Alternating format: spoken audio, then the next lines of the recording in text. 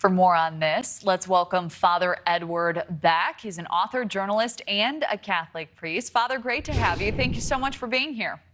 Thanks for having me, Kelly. Well, it's wonderful to have you. So I'm curious, overall, what is your reaction to this? Is this embracing the future in your eyes, or is it crossing a line? Well, yes. I mean, it is embracing the future. I guess there's no reason why clergy and preachers shouldn't be dragged into the future the same as everybody else. But I think it can cross an ethical line if proper attribution is not given or one relies too much on this. In other words, preachers are always looking for stories. They're always looking to do some exegesis on a biblical text, and that's fine. But you don't expect a preacher to have a totally generated text from something or someone else and kind of give it as their own. So I think that's where the ethical challenge would come in if somebody does not give proper attribution, if this whole sermon is done by something or someone else. Well, I think that's really interesting, and it was an interesting experiment, but even the priest who facilitated this said the message ultimately fell flat. So do you think there's a place for AI to assist spiritual leaders in their message, maybe in their delivery or in their preparation? Yeah, I do, Kelly. As I said, I mean, preachers are always looking for some help, like stories. However, the A in AI is a really important letter. It means artificial. A preacher is looking to connect emotionally, heart and soul with a congregation. That includes the preacher's experience, the congregation's experience, world events, maybe what happened that day in the news. And I don't think AI can do all of that. I don't think that heart and soul is part of what AI's wheelhouse is.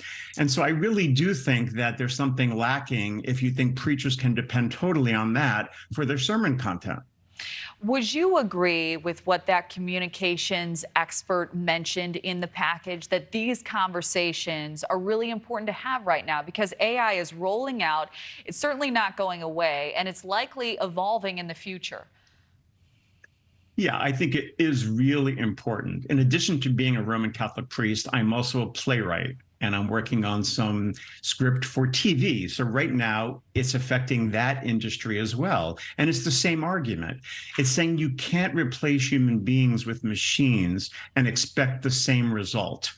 That in some way, the heart and soul of who we are has to be touched. I mean, as a preacher, I don't even use a text. I kind of go through it in my head. I do the exegesis of the text. I try to get a story that from my own life or something else that connects with people. And then I stand up there, and you need to leave room for the Holy Spirit, I think, in the preaching moment. Part of what happens during a sermon or homily is in that moment with that congregation, with your spirit touching their spirit. And I don't think you can pre-plan that totally. No, you certainly cannot. So we have about 10 seconds left. If artificial intelligence can, in the future, potentially write a powerful sermon, what are the implications as you see them? Well, powerful is one thing, and I'm not even sure it can really do that. But can it be human? Can it show feeling? Can it tap into people's emotion? It's not all about structure. It's not all about intelligence or something that's well crafted. And I think the implications would be if you depend on that too much. And, you know, if some priests, some clergy people do read their homilies and maybe even get a homily help and put it off as their own. And I think it's problematic. And I don't think we need one more thing to have a crutch to do that with. I think we have to be forced to really struggle with the text, struggle with the message, and try to let our hearts speak to the hearts of the congregation. I would agree. That's what it's all about. Father Edward Beck, thank you for joining us. Thank you for watching. Go to newsnationnow.com to find News Nation on your television provider. And don't forget to click the red subscribe button below to get more of News Nation's fact-driven, unbiased coverage.